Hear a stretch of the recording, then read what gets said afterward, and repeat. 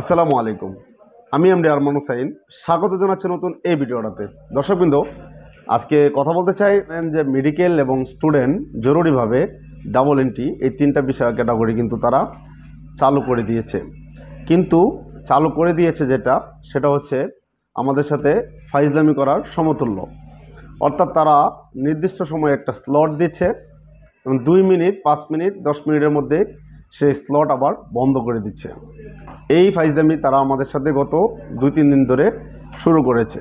এখন অনেক file ready করার পরেও বা অনেকেই যখন পেমেন্ট করতে যান তখন কিন্তু নির্দিষ্ট যে আপনার কাঙ্ক্ষিত স্লট, সেই স্লট আপনি খুঁজে পাচ্ছেন না। তো এই অবস্থার মধ্যে আপনাদের জন্য একটা খুশির খবর নিয়ে আসছি।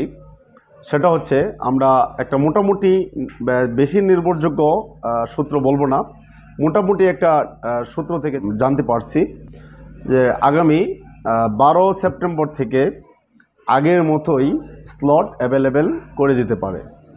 এবং আমি আপনাদেরকে আবারও বলছি, সেটা হচ্ছে মোটামুটি নির্ভরযোগ্য একটা সূত্র। সেটা সত্যি না হয়ে তো উপায় নেই, কারণ ভারতীয়রা তারা অলরেডি আপনার খবরে দেখেছেন বিভিন্ন টেলিভিশনে তারা তাদের ব্যবসা বাণিজ্য বন্ধ হয়ে যাওয়ার উপক্রম। যেমন কিছু কিছু আবাসিক হোটেল, তারপরে হচ্ছে কিছু কিছু আপনার শপিং মল, কিছু দোকানপাট, বাস কাউন্টার, মানি এক্সচেঞ্জ, এই যে কিছু কিছু ক্যাটাগরির যে বিজনেস আছে, সেই বিজনেসগুলো কিন্তু তারা অলরেডি খুব ক্ষতির সম্মুখীন তারা অলরেডি হয়েছেন। এবং এই জিনিসটাই কিন্তু আমরা কয়েকদিন ধরে বিভিন্ন টেলিভিশনে দেখেছি। তো ভারত যতই তাল বাহানা করুক, ভিসা না দিয়ে তো উপায় নেই, কারণ তারা নিজেরা তো না খেয়ে মরবে। আর আমরা যে শুধু ভারতে যাই শুধু কি আমাদের স্বার্থের জন্য? এখানে কি শুধু আমরাই উপকৃত হই? তাদের কি কোনো এখানে স্বার্থ নেই? তাদের আরও বেশি স্বার্থ রয়েছে। কারণ আমরা এখানে যাই টাকা খরচ করতে, তারা কিন্তু বেশি বেনিফিটেড হচ্ছে আমাদের দ্বারা। তাদের রাজস্ব বেশি আয় হচ্ছে, তাদের ব্যবসা বাণিজ্য চাঙ্গা হচ্ছে। আমরা কিন্তু বিনিময়ে আমাদের দেশের টাকা ওদেরকে দিয়ে আসছি। তাহলে তারা ভিসা কেন করবে না? এটা তো কিছু ভয় দেখায়, কিছু ভাব দেখায়, বেশি ভাব লয় আর কি। যদি কেউ গায়ে ফায়ে একটু বড় থাকে, শরীরে মানে একটু মোটা তাজা, তাহলে একটু ভয় লাগে না?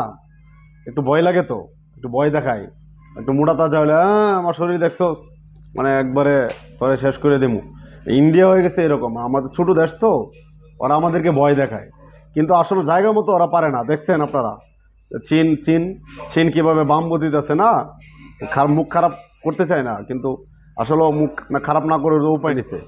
তো বাপেরও বাপ আছে, আপনারা যদি বড় ধরনের দায়ী। কারণ ভালো ভালো হসপিটাল, ভালো ভালো সেবা, সেই পরিবেশ তো আপনারাই হতে দেন নাই। কারণ ভালো যদি হসপিটাল হয়ে যায় আমাদের দেশে কেউ যাবে না, সেই জন্য আপনারাই চান নাই। বা গত 15-16 বছরে আমাদের দেশে সব কিছু উন্নত হলেও আমাদের চিকিৎসা সেবা খুব ভালো হবে, এটারও তো আপনারাই চান নাই, তাই না? আপনারাই তো চান নাই। কারণ বাংলাদেশ যদি উন্নত হয়ে যায় এবং বাংলাদেশ যদি হচ্ছে চিকিৎসা সেক্টর উন্নত হয়ে যায়, তাহলে আপনাদের দেশে তো কেউ হাগু দিতেও যাবে না। এই জন্যই আপনারা ষড়যন্ত্র করে আমাদের বাংলাদেশের চিকিৎসাখাতকে ধ্বংস করছেন। সুতরাং ধ্বংস যেহেতু করছেন এবং বাংলাদেশের রানিং হাজার হাজার মানুষ চিকিৎসা করতে যায়, তাদেরকে একটু সুযোগ দেওয়া উচিত। আর দর্শকবৃন্দ, আপনাদেরকে যে বলে রাখতে চাই, আপনারা 12 তারিখ পর্যন্ত অপেক্ষা করুন। 12 তারিখের পরে আশা করি আমরা মোটামুটি একটা ভালো ফয়সালা বা একটা রেজাল্ট আসতে পারে। আসলে তো সবার জন্যই ভালো। তো চ্যানেলটা সাবস্ক্রাইব করে পাশে থাকা বেল আইকনটি বাজিয়ে রাখবেন, কারণ নিত্য নতুন আপডেট আমাদের এই চ্যানেল থেকে আমরা দিয়ে থাকি।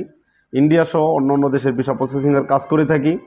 কারণ ভারতীয় ভিসা অ্যাপ্লিকেশন সেন্টার রয়েছে যমুনা ফিউচার পার্ক, ঠিক তার উপরে হচ্ছে আমাদের অফিস। তাই আমরা সবসময় আপনাদেরকে সঠিক পরামর্শ দেওয়ার চেষ্টা করি। আজ এই পর্যন্ত ভালো থাকুন, সুস্থ থাকুন। আসসালামু